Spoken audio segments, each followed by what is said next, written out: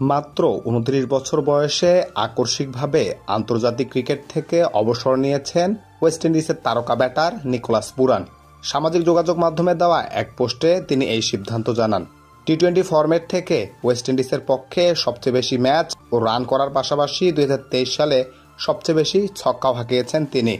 আইপিএলে দুর্দান্ত ফর্মে থাকা পুরান সম্প্রতি ইংল্যান্ড ও আয়ারল্যান্ড সফর থেকে নিজেকে সরিয়ে রেখেছিলেন এবং এর পরপরই অবসরের ঘোষণা দেন।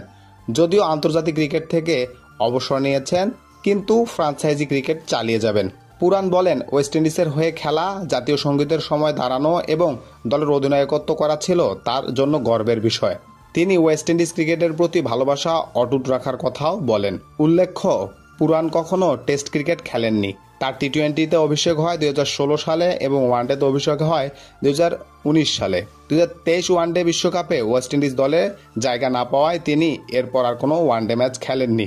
তার এই বিদায় ওয়েস্ট ইন্ডিজ দলের জন্য একটি বড় ধাক্কা হিসেবেই দেখা হচ্ছে।